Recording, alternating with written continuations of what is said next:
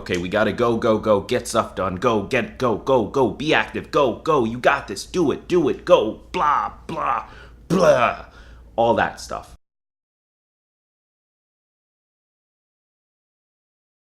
What is going on? Greg Clunis here. Welcome back to the channel, and if it's your first time here, welcome to the channel for the first time. If you don't know who I am, my name is Greg Clunis. I'm the host of a podcast called Tiny Leaps, Big Changes, and I create videos to help you change your life by focusing on these small things you can do every single day. That's me. So in today's video, I want to talk about the 3 habits, the 3 things that you are doing that will change your life. And the unfortunate part of this is that it's changing your life in the wrong direction. It's kind of ruining it. It's making things worse for you. And so we're gonna tackle these 3 things. There's stuff I personally do and have been working to remove from my own life in the last couple of months, couple of years.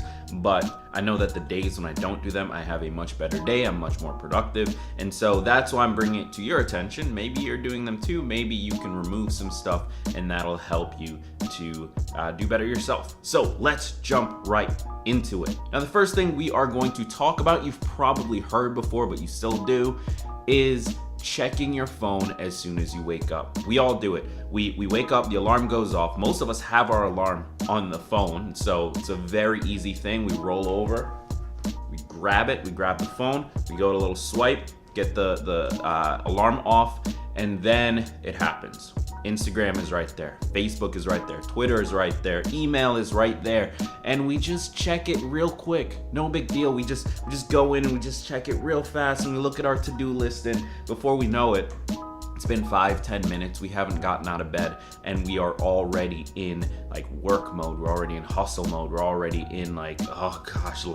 mode. And that's just not good. That's just not good for us. What that does is, first of all, it puts us into a state of tenseness right after, so probably the most relaxed you could be. If you're getting a good night of sleep, you are the most relaxed you will be for the rest of the day, and then you're immediately going into this state of tension, and that's just not where you want to be. So that's the first big thing, is checking your phone as soon as you wake up puts you into that state of tension, and that tension is going to carry through the rest of the day. By the end of the day, you're going to feel more stressed and more anxious and more frustrated than you would have otherwise. So what's the solution here? Instead of checking your phone, yes, you might still need to reach over, turn off the alarm, but make it a point not to do that. Make it a point to either get out of bed immediately, or to sit and meditate for a bit, or something I like to do, I have my best days when I do this,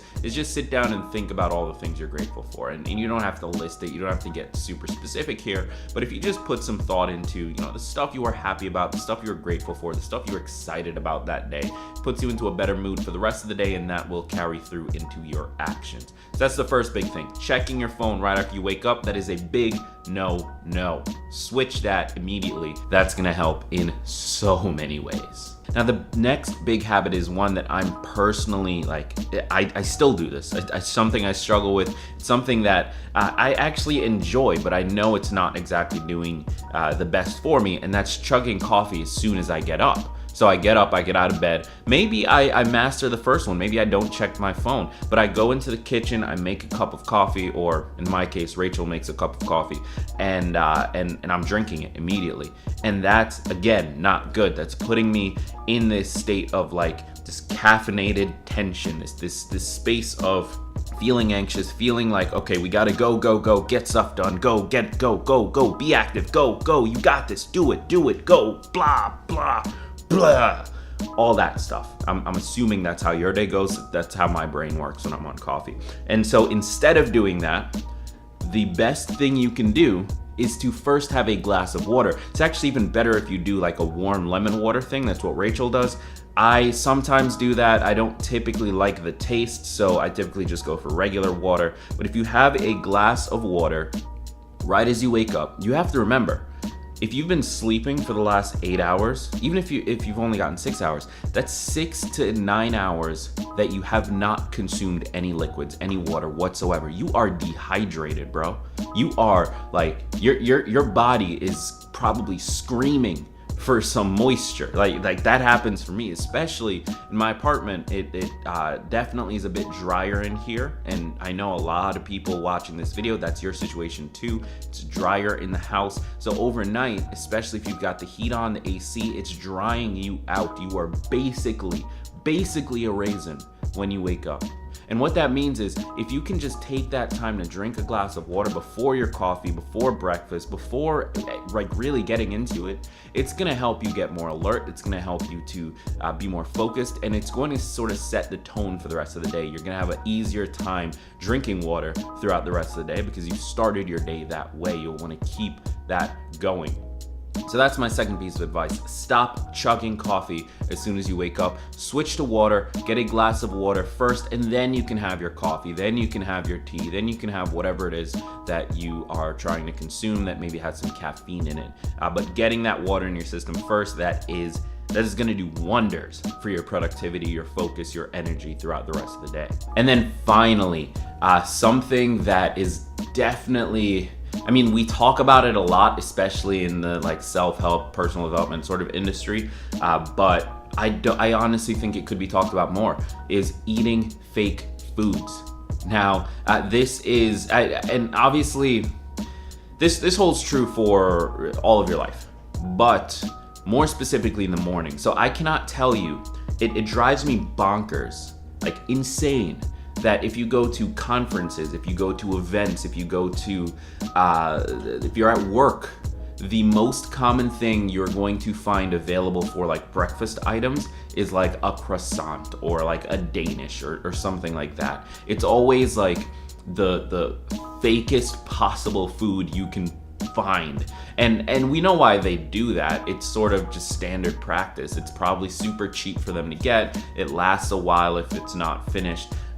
But it's so bad for you, especially first thing in the morning. If you go to a conference and you have a Danish right before you're about to go through a ton of talks, keynotes, you're taking notes, you're trying to network, you're trying to learn, you're expending a lot of energy that day.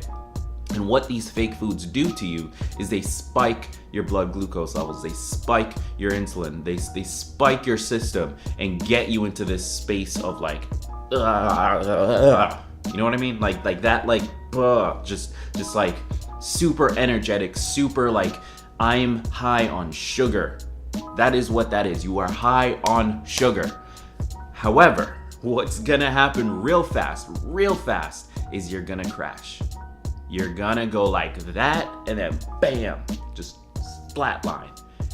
And that's gonna put you into this space of not having energy. And once you get there, it's real hard to turn that around. It takes a while. It's something that if you can avoid it, like you really should try to. You really should try to. And so it's much better if you have something that is going to sort of break down slowly over time. So you'll gain energy in the morning and it'll sort of last you a little bit longer. So this is why they talk about like having complex carbs and protein and fats and that sort of thing in the morning, like real foods, real things that your body can survive on for a little while, because that's going to create sustained energy and sustained focus. Combine that with the previous tips, drinking more water, with not jumping on your phone immediately. That's going to get you into a place of alertness, of focus, of energy that is natural, that's coming from you, something that you know you can rely on in a long period of time, and that when you need to replenish it, you're not looking at like a 2-hour freaking spike of energy that then crashes for 6 hours. Instead, you're looking at a 6-hour spike of energy that's constantly replenished throughout the day. So none of this, we're looking for this. We want to be on that wave, you know what I mean? That wave of energy. So if you can stop eating fake foods, you can stop eating high sugar diets first thing in the morning, focus a little bit more on complex carbs, protein, fats, make sure you get your vitamins, all that stuff. If you can do that, that'll help so much with your energy levels. One of my other videos on this channel is about when I did Whole30 a few months ago. I cannot tell you the biggest thing I walked away from that with wasn't like losing weight or changing my eating behavior or any of that. It was seeing what energy is supposed to feel like. It's seeing what focus is supposed to feel like. That's what I walked away from that with. So if you can do these 3 things, stop checking your phone, stop chugging coffee, and stop eating fake foods, you are going to find yourself having way more energy, way more focus, way more just ability to perform throughout your day. And guess what that's going to do? It's going to drive your behavior. And that's what we're all about. We're about the things we can do that allow us to do the things we know we should do. If we can fix the stuff that we aren't doing that we know we should, if we can just change that, bridge that gap, then all of a sudden we start to see change in our lives. It's like magic. It's really crazy how it works. So with that said, I've been Greg Clunis. If you haven't already, click that subscribe button, click that like button, and do me a favor. Leave a comment right now. Leave a comment right down below. Just go down there, click, leave a comment. Let me know what is the number 1 bad habit you want to break. Leave that in the comments below. I want to hear from you. Thank you so much for taking the time to watch, and I'll see you in the next one. Yo, my hair is crazy, man. Might need to get that cut or something.